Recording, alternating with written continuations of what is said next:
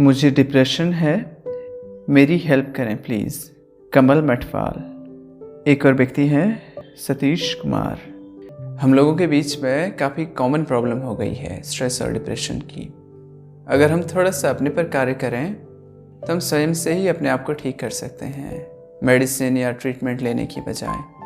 बात करते हैं स्ट्रेस या डिप्रेशन की। हम लोग पहले बात करेंगे कि डिप्रेशन में क्या होता है, इससे हमारा सिस्टम कैसे इफ़ेक्ट होता है, इसका सल्यूशन क्या है और वो कैसे कार्य करता है। स्टेप बाय स्टेप इस पर बात करेंगे। डिप्रेशन कोई सडन होने वाली चीज़ नहीं है, इसमें समय लगता है। कोई घटना हमारे जीवन में घटती है, स्ट्रेस आता है कहीं से और धीरे धीरे वो लंबे समय के बाद डिप्रेशन का रूप ले लेता है। हमारे जीवन में कोई भी घटना घट सकती है, रिलेशनशिप हो, कोई लॉस हो, कोई एक्सीडेंट हो या एंजाइटी हो, और भी बहुत सारी घटनाएं घट सकती हैं। तो वहाँ से इसकी शुरुआत होती है।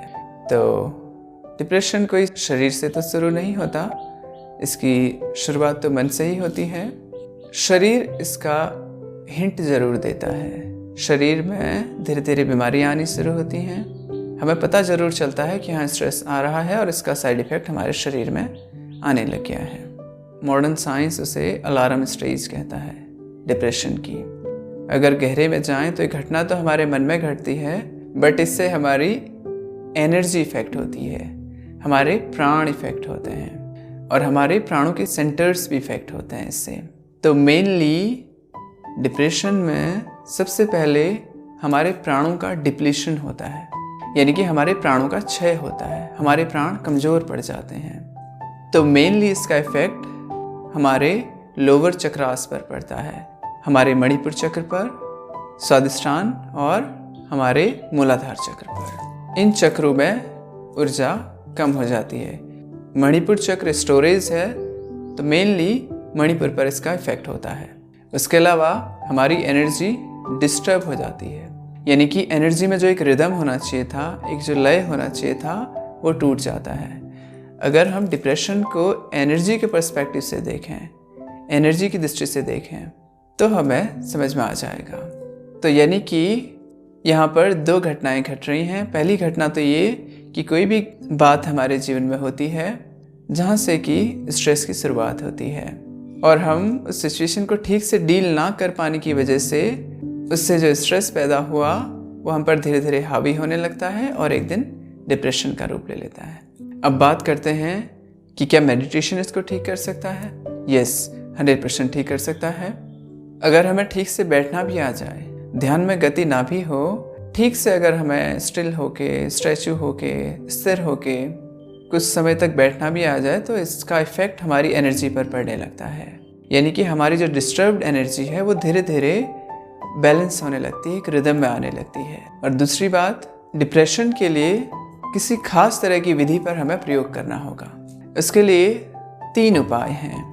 पहला उपाय तो ये है कि जो हमारे प्राणों का स्टोरेज है, जहाँ की हमारा प्राणों का संचय होता है एनर्जी का, उस पर हम कार्य करें। तो इसके लिए हम मणिपुर चक्र ध्यान कर सकते हैं, यानी कि नाभि चक्र ध्यान। इस पर हम कुछ लंबे समय तक प्रयोग कर सकते हैं, पहली बात। दूसरा, इसके लिए हम एक बीज मंत्र का प्रयोग कर सकते हैं जो हमारे मूलाधार को एक्टिवेट करेगा, क्योंकि हमारे प्राण पैदा मूलाधार चक्र में होते हैं। तो उसके लिए एक बीज मंत्र है छोटा सा, हुम।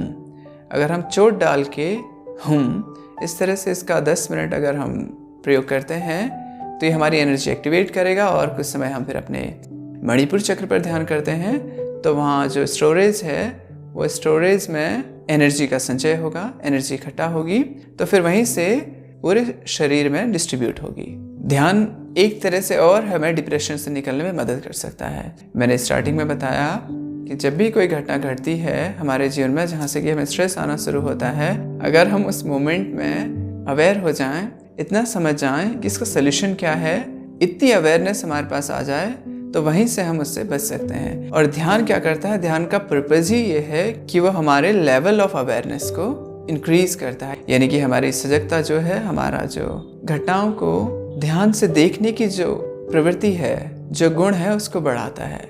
अधिकतर जो प्रैक्टिशनर्स होते हैं उनका पर्पस केवल मन को शांत करना, थोड़ा थॉटलेस होना होता है, जबकि जो मेडिटेशन का रियल पर्पस है वो अपनी अवेयरनेस को इंक्रीज करना है। और अवेयरनेस हमारी इस लेवल पर आ जाती है कि हम अपने जीवन की घटनाओं को स्वयं से देखने लगते हैं, तो हम सारी घटनाओं का सोल्यूशन खुद से ही खोज सकते हैं। और सारा सोल्यूशन हमारे पास है तो हमें कभी कोई स्ट्रेस नहीं होगा, कोई एंजाइटी नहीं होगी, कोई दुख नहीं होगा, और वो आएगा भी हमारे जीवन में तो हम उससे डील कर लेंगे, उससे हैंडल कर लेंगे और उससे स्वयं से ही पार हो जाएंगे। तो 3 तरह से हमें मेडिटेशन मदद कर सकता है। एक तो हमारी एनर्जी को एक्टिवेट करके हमारे एनर्जी सेंटर्स को, मैंने बताया मणिपुर चक्र ध्यान इसमें बहुत मदद करेगा, मूलाधार चक्र ध्यान भी इसमें मदद कर सकता है, और एक बीज मंत्र हुम।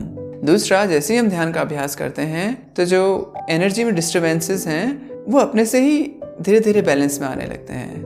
थोड़ी देर हम काम बैठते हैं तो हमारी एनर्जी भी काम हो जाती है, शांत हो जाती है। तीसरा मैंने बताया कि लेवल ऑफ अवेयरनेस हमारा इंक्रीज होता है, उससे हम स्वयं से ही देखने लगते हैं जो घटनाएं हमारे जीवन में घट रही होती हैं। तो ये 3 तरीके से मेडिटेशन हमें मदद कर सकता है। अगर हमें स्ट्रेस फ्री रहना आ जाए तो ये स्वयं में ही एक स्पिरिचुअल प्रैक्टिस है, ना केवल शांत जीवन के लिए, ना केवल एक अच्छे स्वस्थ जीवन के लिए, बल्कि अपनी स्पिरिचुअल ग्रोथ के लिए भी स्ट्रेस फ्री रहना एक नेसेसिटी है, एक आवश्यकता है। तो स्ट्रेस फ्री रहना अपने आप में एक स्पिरिचुअल प्रोसेस है, एक स्पिरिचुअल साधना है, और वह ध्यान के थोड़े से अभ्यास से पाया जा सकता है।